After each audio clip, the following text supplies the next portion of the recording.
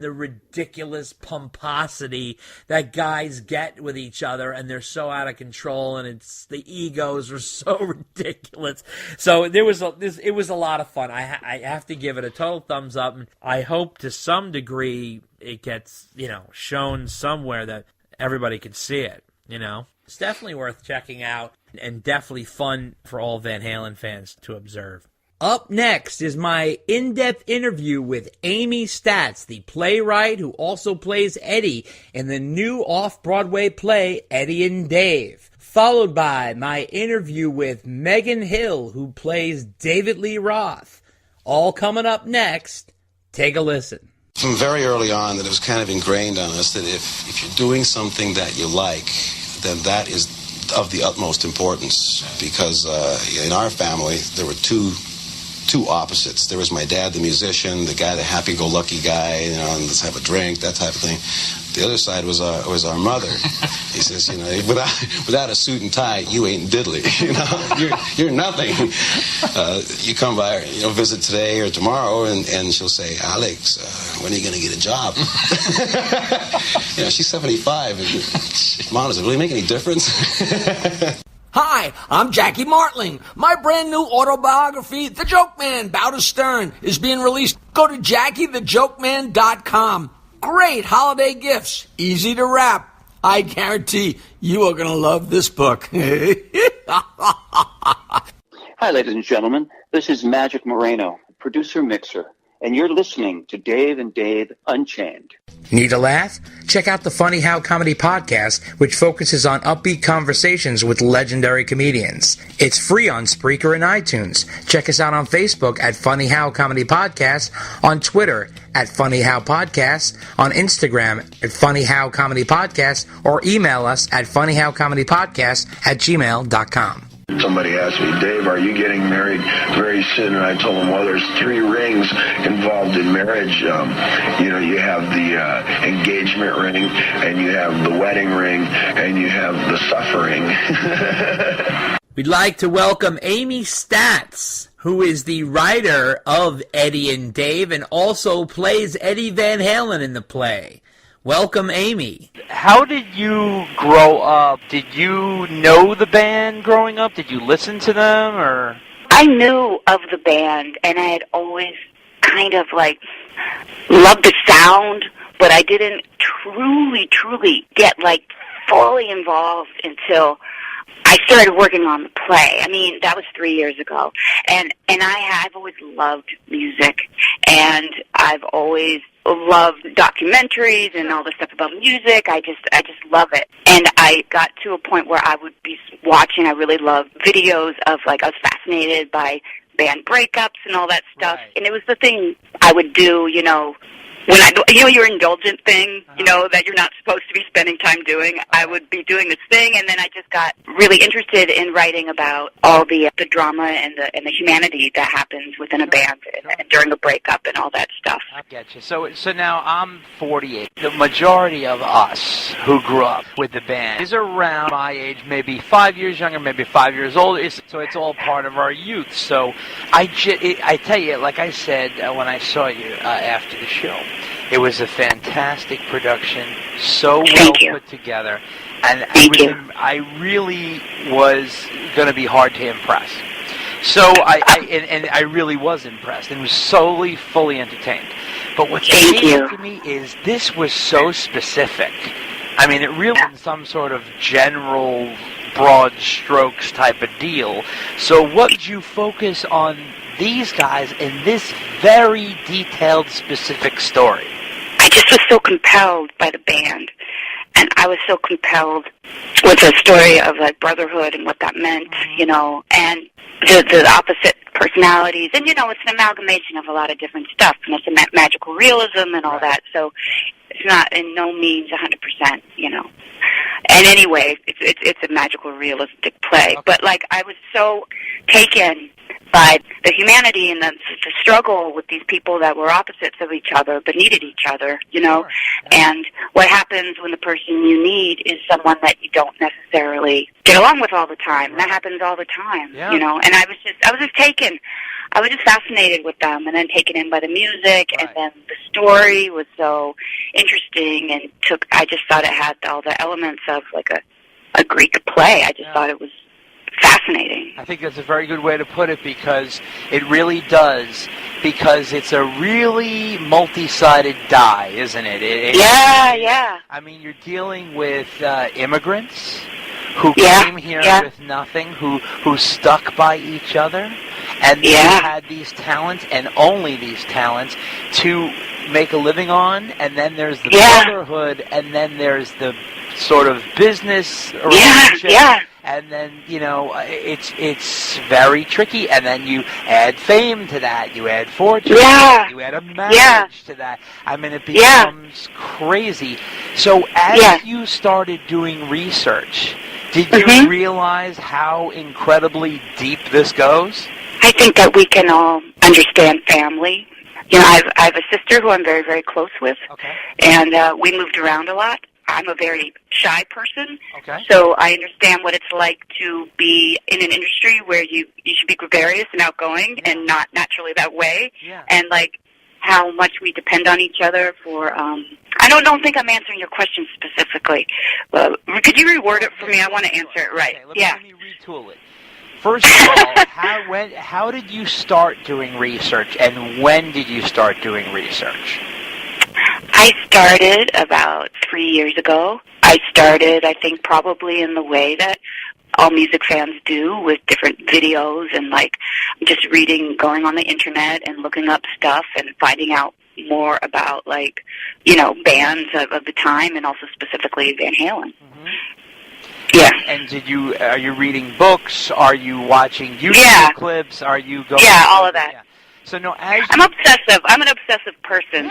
Yeah. So I read a lot of stuff. Hey, look, you have an eye for detail for sure, and you know, everybody doesn't realize this. What you did was very hard to pull off, and it really was very, very impressive. And I'll tell you why. Because you have to realize, you know, there's the fans that know all this stuff because we read all the books. We know everything. Now, here's the thing, though, you know, like, and that goes with somebody who's fans of Star Trek or fans of Star Wars, whatever. You know these things, right? Okay. Yeah. So now, to the average person, you know what I mean? They don't realize, like, how deep this well is. So when you started digging, did you start realizing, oh, wow, this gets even deeper than I thought? Oh, my God. Yeah. Yeah, that was the thing that was so fascinating as a writer, to go in there. And I developed so much love and respect for everyone involved. I mean, it was really, I felt very, you know, I don't have the right words to describe it. I think that I put the words into play. Okay. But I hear what you're saying, and I think it's just, I really feel like it's a very compelling story about all these different elements about our, immigration, and all the different elements of how they all combusted together in this one town, and I don't even know how to describe why I wanted to go do such a deep dive and why I was so fascinated, but I just knew that this was just a very, very compelling story, and I wanted to get to the bottom of it, you know. And this is the one thing that, as a fan and the rest of us, these people have gone through so much together. I mean, you're talking childhood at this point. All the way through adulthood. Now, these gentlemen are in their early 60s. They have been on countless tours all around the world together. They have been at each other's weddings. They were there for each other playing parties in high school. How is it that, regardless of personalities, how you can't feel a kinship or a brotherhood with someone that you have been through so much with? How could you still be angsty? Does that raise that question for you as well? I don't know them, you know, so I'm making a lot of stuff up. I'm using my imagination, and I'm like, I really don't know, you know, I don't think it's mine to say. I just know, like, how people are, that these things run really deep, and, you know, unless you're like a super good communicator, you can have stuff. I mean, I think that a lot of people just don't talk about the small stuff, and then it escalates and escalates and escalates, and then, you know. But, I mean, I don't know. I just made a bunch of stuff up and did some research, so I don't feel like I'm in a position to say, you know. Cool. And out of respect for them, you know, I have so much respect for them. I just, you know, I don't know. In addition to reading about their lives and the internet, how did you come upon starting and ending with the MTV 1996 awards? And at the time, were you aware as an adult or whatever what was going on? Did you witness that live, or did you know that happened, and what exactly happened? Actually, that was the video that really captured my attention. Oh, okay. And then I just started following the dots. Right. So, like, I mean, I was aware of MTV, but I didn't, you know, I can't tell you enough what a fan I am now. Okay. So I feel bad even talking about not being, like, there originally. But, like, I just wanted to know what happened. I'm like, everybody seemed very upset. Yeah. And I could relate to, like, being upset about things, and I wanted to know about what was going on. And I just started following the dots. Because that was my entryway into the story, I just started using my imagination, and I thought, like, well, why am I so curious about this? And I'm going to follow the dots along this story and see what I can figure out. Yeah, and then the MTV VJ popped up, and I'm like, okay, here we go. Right, yeah, that was a great idea to really have it told through the VJ. Very, very clever. What made you decide to do the whole gender reverse? How did that come about? Well, you know, I didn't even think about it too much.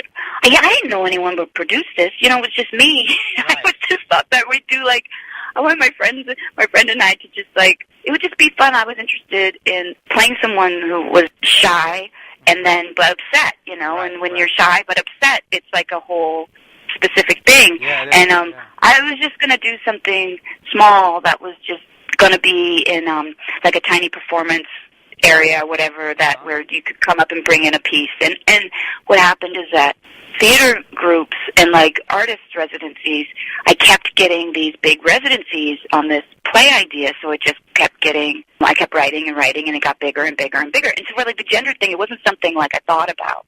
Right. I just thought, this is just going to be a small thing, so I'll just pop in and play this character I'm interested in, like, exploring how, like, I'm a shy person and I know these feelings, so I just wanted to play it, you know, and it's fun to play a rock star. You know what I mean? Yeah, you did a good job, because Eddie is so complicated. I mean, because he's this little shy guy.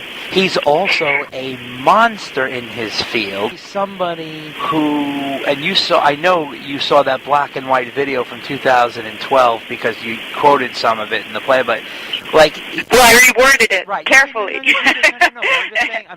I'm saying, if you remember, there's a line in there that says everything, and this is what he says: "I fooled my piano teacher into thinking that I could read. All I was watching was his hands and replicating what he was doing." And he says, "Why are you not looking at the paper?" That says it all. Totally. He's so gifted. Like, it's from like an unbelievable. Yeah. So something like that, and he's and like you say in the play, and, you know, it definitely came from real life, but it is true. If he played the Bavarian cheese whistle or the tuba, he actually could. Yeah. You don't understand. No, like, for real. No. Because like, those could be instruments. Yeah. It's just whatever's in his hands. So he knows how to play. So he has that gift. Like, how do you go about, like, replicating this guy who, first of all, is already like a legendary guy, and number two, people don't really know as the guy. Most people know his work, not the guy. He's huge, and he's very well known. He's a huge celebrity, this and that. But he is not, like personality-wise known. Mm-hmm. People can't really, you know, say what he's like. And say, oh, well, he's this amazing musician, he does this. But they can't really say much about the guy because he's very kind of behind the scenes. Same thing with Alex. So, and they're both sort of very specific characters with very specific tones, and you really captured it, and I'll tell you why. Because Alex is sort of the protective older brother who's business, he's serious, and you said it all when Eddie stands behind him and goes, "Yeah," like that's very much the way it is, because that's been their whole career, and these guys are in their mid-60s, and it's still like that. I mean, that's just the way. So what made you grab onto that? Like, how did you siphon that out from very quiet guys? Well, I have to tell you that